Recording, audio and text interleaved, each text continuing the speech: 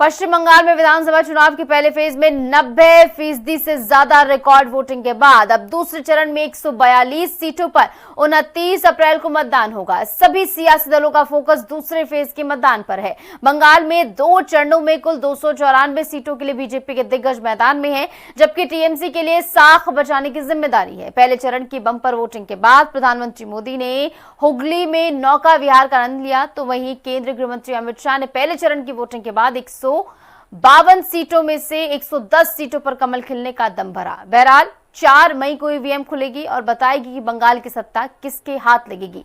दीदी का किला ढहेगा या बीजेपी का कमल खिलेगा? देखिए रिपोर्ट।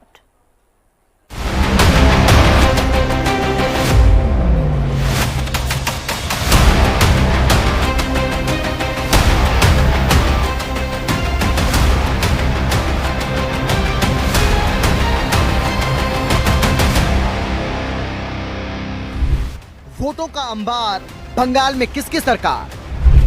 मतदान 93%, प्रदेश की सत्ता किसे 100%?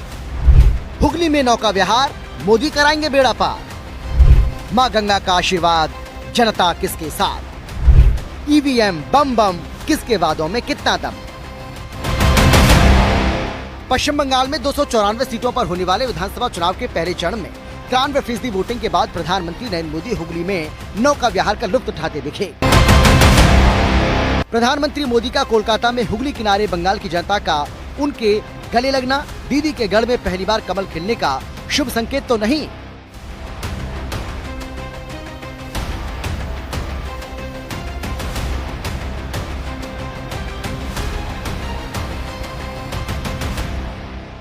इधर केंद्रीय गृह मंत्री अमित शाह ने पहले चरण की बंपर वोटिंग के बाद 152 सीटों में से 110 सीटों पर कमल खिलने का दावा किया।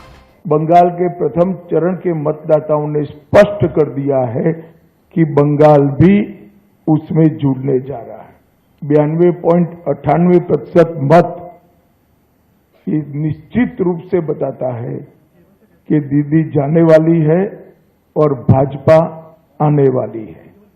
भय जाने वाला है और भरोसा आने वाला है।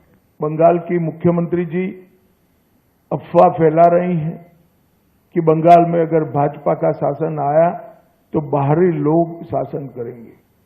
मैं दीदी को बताना चाहता हूं, दीदी बंगाल का अगला मुख्यमंत्री बंगाल में ही जन्म लेने वाला, बंगाली मीडियम में पढ़ा लिखा और बंगाली बोलने वाला होगा। इतना ही है कि आपका भतीजा नहीं होगा, वो भारतीय जनता पार्टी का कार्यकर्ता होगा। केंद्रीय गृह मंत्री का ये दावा ममता बनर्जी के नेतृत्व वाली टीएमसी की चिंता बढ़ा सकता है, क्योंकि अवैध घुसपैठ और रोहिंग्या जैसे मुद्दों के भरोसे बंगाल वासियों का भरोसा जीतने वाली बीजेपी पहली बार सत्ता का कमल खिला सकती है और जीत का भगवा लहरा सकती है। ये एसआईआर के द्वारा जो उनके अंदर डर पैदा किया गया था, उसी का परिणाम है कि वो अपनी आइडेंटिटी बचाने के लिए देश के कोने कोने से आकर के उन्होंने अपना मतदान दिया है।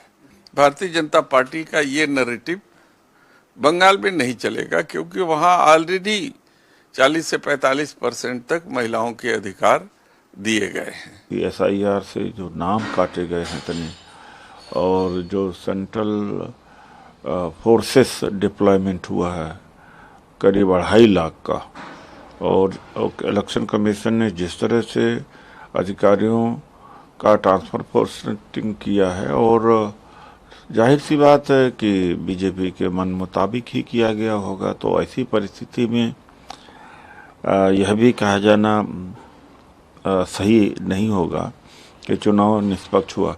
वैसे चुनाव कहीं निष्पक्ष नहीं हो पा रहा। बिहार है, हरियाणा है और महाराष्ट्र है, तो बंगाल के बारे में कुछ कहा नहीं जा सकता। जब भी भारी संख्या में लोग बाहर आके वोट करते हैं तो वो एक मैंडेट है, एक रेफरेंडम है वो सरकार के खिलाफ, और 91% ये ऐतिहासिक है वेस्ट बंगाल के लिए। हम उम्मीद करते हैं कि 29 को भी इसी तादाद में लोग बाहर आके वोट करेंगे, और जरूर वक्त आ गया है कि पेड़ा लड्डू बांटें, क्योंकि इस वक्त वेस्ट बंगाल का मैंडेट है सी you tata good bye Mamata Banerjee. सियासी गलियारों से दूर धर्म के अखाड़ों में भी बंगाल चुनाव के पहले चरण में बंपर वोटिंग की चर्चा है। कल्की धाम के पीठाधीश्वर आचार्य प्रमोद कृष्णम ने इसे लोकतंत्र की जीत बताया और प्रदेश में बड़े राजनीतिक बदलाव की बात रखी। मुझे लगता है कि वेस्ट बंगाल की जनता, पश्चिम बंगाल की जनता टीएमसी की विदाई चाहती है और परिवर्तन चाहती है। परिवर्तन करने के लिए वो सड़क पे उतरी है, वोट डालने उतरी है और 90% चुनाव वोटिंग होना चुनाव में, ये लोकतंत्र की जीत है। हालांकि अभी दूसरे चरण के लिए 142 सीटों पर वोटिंग होनी है। 4 मई को मतदान के नतीजे आएंगे जो बताएंगे कि ममता का किला ध्वस्त होगा या पहली बार सत्ता का कमल खिलेगा। स्पेशल रिपोर्ट, हिंदी खबर।